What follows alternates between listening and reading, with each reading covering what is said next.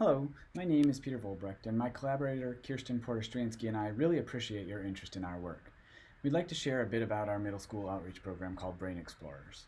We love the amount of outreach that is being done, particularly in neuroscience, and we want to encourage others to continue to do this valuable work, while also encouraging others to take a rigorous, scholarly approach to outreach, to be sure that it is being done as well as possible.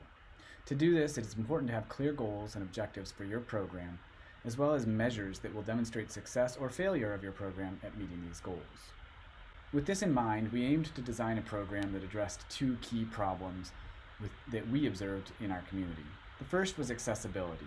We saw a need for better science opportunities in some of our local schools, including schools with lower SES and those that served a community with a large minority population. Our hope was that reaching out to middle school students might also begin to improve trust in science within the general public, particularly those communities. Second, as mentioned previously, we noticed both in our own work and that of others that many science outreach efforts lack accessibility. That is to say, many outreach programs can't actually report on whether they are meeting their goals or not. This all leads to the mission of the Brain Explorers program, which is to provide exciting, engaging, accessible, and assessable science opportunities for underserved and underrepresented populations. The first question was how to reach the populations that we claimed to be serving. We evaluated the composition of participants in an open house style event held on campus, as well as those participating in our in-school events. As the data here indicate, our school visits reached a much more diverse population and one that was much more representative of the community in which we live.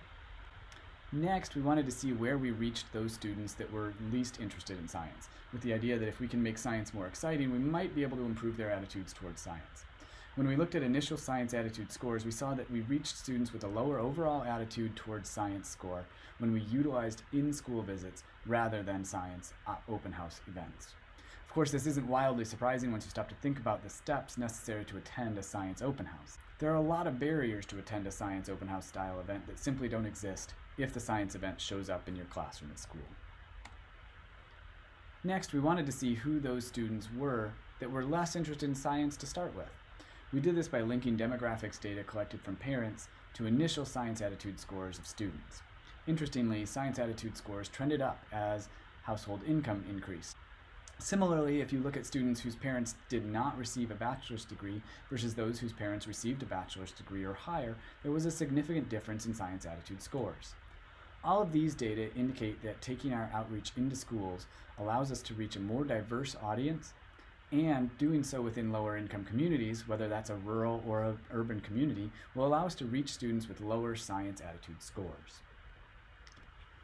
I've already discussed some of the demographic data that we continue to collect from our participants and their families. This data helps us to understand whether we're reaching the people that we are hoping to reach. The next survey, the Attitudes Towards Science survey, allows us to evaluate the impact that our program has on students over time, with initial surveys before we arrive and post-event surveys at least 2 weeks after our last event with a student for the year. Finally, we also evaluate student neuroscience knowledge through the use of 2 questions. For more on this part of our program, please go see our other poster in this session presented by one of the Brain Explorers student instructors, Ayman Shaheda. Which brings me to our last piece of assessment. We have also begun to evaluate what effect this type of service learning has on our student instructors. Previous studies with undergraduate students has demonstrated significant positive effects. Our own research with the medical students here at WMed is ongoing, however the program appears to be having a positive effect on a range of areas from content knowledge and understanding to empathy and connection. Some of those trends can be seen in the excerpts here. So moving forward, we're looking to expand the reach of our program. This includes creating standardized lesson plans that can be used by teachers and scientists across the country and the world to perform science outreach that has been proven to be effective. These lesson plans will be hosted on a Brain Explorers website to be downloaded free of charge. We would also like to establish longitudinal sets of lesson plans that can be strung together by others to provide a series of lessons that build on each other. As you might expect, we'll continue to create new lesson plans, and we will continue to evaluate the effectiveness of our program, both in improving content knowledge and, more importantly to us, improving attitudes towards science.